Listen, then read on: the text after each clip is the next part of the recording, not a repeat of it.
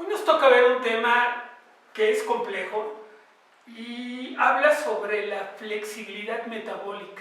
Es un tema que vamos a escuchar mucho más en los próximos años y es muy importante. Gracias por acompañarme. Saludos. Si se encuentran cansados y enfermos de sentirse cansados y enfermos, acompáñenos a un nuevo capítulo de nuestro proyecto 99%. 3, 2, 1, comenzamos. Hoy nos toca hablar de un tema complejo y vamos a platicar de la flexibilidad metabólica. Y es un tema que les aseguro que lo van a escuchar de forma común en los próximos años.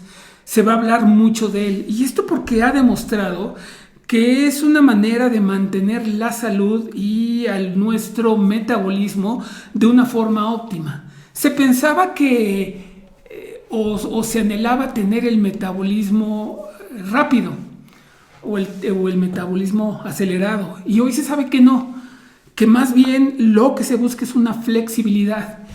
Y vamos a ver en qué es esta flexibilidad, pero para empezar este tema yo quisiera hacer una analogía. El otro día estaba en un tráfico tremendo, es muy común entre las personas que viven en ciudades grandes.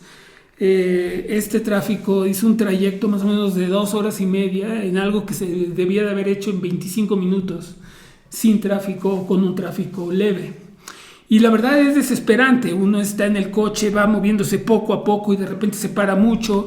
El coche a lo mejor no está hecho para esto y se empieza a calentar un poco, causa más estrés, empieza a doler la espalda, uno está nervioso, está cansado, empieza uno a sudar. En sí hay una serie de problemas que empiezan a causar un estrés fuerte. Y esto por todo, uno empieza a buscar caminos paralelos y de repente encuentro algo y ya se empieza a desalojar esas calles y ya me siento más libre, más tranquilo.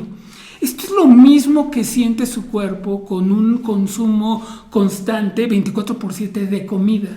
Y eso es a lo que nos acostumbran. Yo no sé a quién se le ocurrió las 3 comidas al día. Hoy no existe ciencia que demuestre el por qué son esas 3 comidas. Al contrario, nos estamos enfocando más a ayuno intermitente, a autofagia, a cosas mucho más interesantes que ya hemos platicado aquí.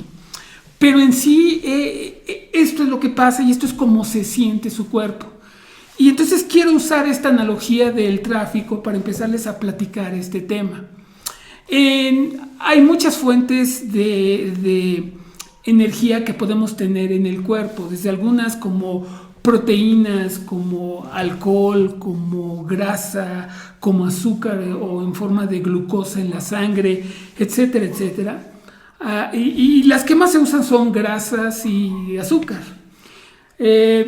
Yo quisiera representar a todo este tráfico con diferentes tipos de automóviles para estas fuentes alternas de energía.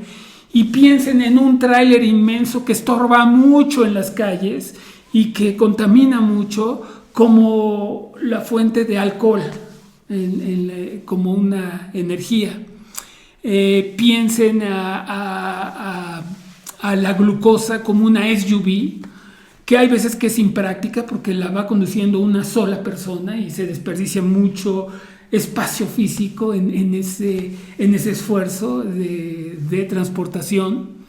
Y vean a la grasa como el sedán, como un sedán normal, como un coche de 4 puertas. Y entonces, ¿cómo quedaría aquí a la proteína como una fuente alterna? Bueno, podemos hacer el símil con algo más rápido, con algo muy práctico, que pudiera ser un scooter eléctrico o una motoneta, que sí son muy prácticas, nos ayudan a llegar a todos lados, pero si llueve ya se vuelve en un transporte que no es práctico, que no está bien y no lo podemos usar mucho. Así le cuesta al cuerpo desprenderse de la proteína, no le gusta mucho usarla como una fuente de energía. Y vean a las cetonas como el transporte público. Este transporte público que a lo mejor tiene su carril confinado, un carril que lo hace llegar rápido, o a lo mejor es un metro. Entonces, pues es práctico porque a menos que haya un problema serio, sí sabemos a qué hora vamos a llegar si usamos esos medios de transporte. Y este es el símil en todas estas formas de obtener energía. El cuerpo las debería de estar usando conforme necesita hacer sus actividades. La verdad es que hoy no. Hoy casi estamos enfocados ya sea en carbohidratos o en grasas, y más bien en carbohidratos, en una ingesta 24/7 de mucha azúcar. Y lo que pasa en el cuerpo es que al tener estas formas va a inhibir a las demás y empieza a hacerse costumbre de utilizar a esta forma como su único medio de energía. Y no es correcto para el cuerpo, no trae los mejores beneficios en salud. Vamos a poner de ejemplo cómo es que sería la ruta crítica de una fuente de energía, y vamos a utilizar a la grasa. En su primera fase, la grasa se extrae de su almacén, que está en el cuerpo. Este es un proceso de liposis que cuando la extrae, lo que viene es que tiene que transportarse hacia donde se necesita. Y vamos a suponer en este ejemplo que es una célula de un músculo. Y esta célula necesita esa energía. Entonces, esta grasa en forma de lípido, que es como se transporta, va a entrar a la célula con ayuda de hormonas. Una hormona como la insulina, que le va a ayudar a descomponerse y a algo que la pueda recibir esa célula. Y finalmente, ya una vez que está ahí adentro, va a haber una oxidación de liposis o quema de grasa, vamos a llamarle así, que es cuando ya se libera en energía. Pero no siempre sucede así. A aquellas personas que no pueden hacer esto, esta grasa nunca se va a quemar de forma correcta y la va a regresar el organismo hacia el torrente sanguíneo y va a estar ahí flotando como triglicéridos y pueden causar problemas de salud en el tiempo y de forma crónica. Y esto es lo que pasa cuando no tenemos una flexibilidad metabólica. El cuerpo muchas veces no sabe qué hacer o no puede optimizar esa quema de energía. Y esto es lo que se trata de corregir. Sumándole a este problema, hay una resistencia hormonal. Y esto es que piensen en la resistencia hormonal como un trabajador que va por primera vez a una fábrica en donde hay un olor muy fuerte. Los primeros días, pues ese olor es bastante fuerte y quizás le causa una molestia. Pero al cabo del tiempo, el cuerpo se va a acostumbrar a ese olor a tal nivel que él ya no lo va a percibir o lo va a percibir de forma normal. Así es esta adaptación hormonal o resistencia hormonal que como constantemente está utilizando solamente una fuente de energía, ya se le va a hacer tan normal que no va a haber ese esfuerzo de reconocerla. Y quizás esa insulina ya no va a ser tan efectiva en su función. Y entonces viene la resistencia a la insulina, ya no va a haber esa función y puede haber problemas serios de salud. ¿Cómo pueden venir estos daños en nuestro cuerpo? ¿Qué otros daños se presentan? Y bueno, aparte de este problema de la resistencia hormonal, también el estrés y la cortisona pueden dañar también a la célula de una forma importante y crear un síndrome metabólico que se tenga que corregir de otras formas, o sea, que ya no sea tan eficaz la función de la célula para generar esa energía.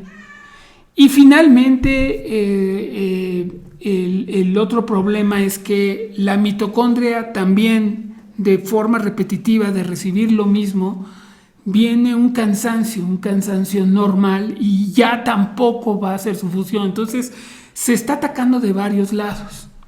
Y ese es uno de los problemas que se quieren solucionar con la flexibilidad metabólica. La flexibilidad metabólica habla de que puede generar varios caminos de energía alterna. Y piensen en ello como, por ejemplo, para generar cetonas, bueno, pues tengo que hacer una dieta cetogénica o un ayuno para poder generar cetonas en mi cuerpo que puedan ser utilizadas para energía y así quitar el azúcar como esa fuente alterna y utilizar solamente las cetonas. Esta es una forma cíclica de estar utilizando las energías alternas y es como, aquí lo podemos ver en este ciclo, como se puede estar viendo cómo podemos utilizar varias estrategias nutricionales para estar cambiando estos hábitos y estarlos cambiando a lo mejor 7 días a la semana o 10 días a la semana, hacer una dieta cetogénica. Otros días a la semana, si vamos a hacer mucho ejercicio, podemos aumentar el número de comida, quizás. Y otros días podemos hacer ayuno intermitente 16x8. Y quizás una vez al mes podamos hacer un ayuno de una vez al día, de comer solamente una vez al día. Y una vez cada 2 meses quizás hacer un proceso de autofagia de 48 a 72 horas de ayuno. Y así estamos cambiando ese ritmo que tiene nuestro metabolismo. Porque nuestro metabolismo se va a acoplar a cualquier cosa que le hagamos. Si nosotros empezamos a practicar un ayuno 16x8, es muy fácil que si lo hacemos diario, que en 2 o 3 semanas, o quizás menos, nuestro cuerpo y nuestro metabolismo ya se haya acostumbrado a él y no obtenga los mismos beneficios que hubiera sido si estamos haciendo esto cíclico. Y esto es de lo que se trata. Intervienen,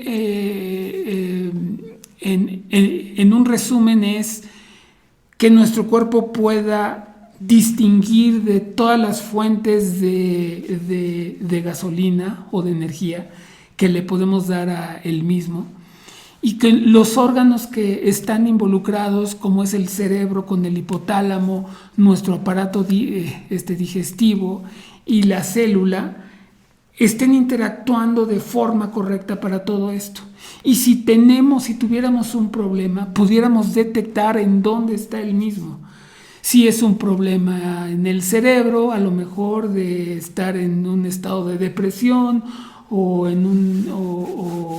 con un problema serio, o en nuestro aparato digestivo, quizás hasta en la microbioma, que no tenemos una diversidad de bacterias, o un problema celular, o un problema en la mitocondria que ya no está funcionando bien. Y para esto todo hay medicina alterna que nos puede ayudar mucho para cada caso. Yo les pido mucho que lo platiquen esto con su doctor. Esto es la flexibilidad metabólica en grandes rasgos y espero les sirva todo esto. Muchas gracias, que tengan un excelente día. Hasta luego. Agradecemos su atención. Recuerden que nuestros contenidos, aunque han sido verificados por expertos, solo tienen como objetivo educar, nunca tomar el lugar de su doctor. Hasta el próximo capítulo.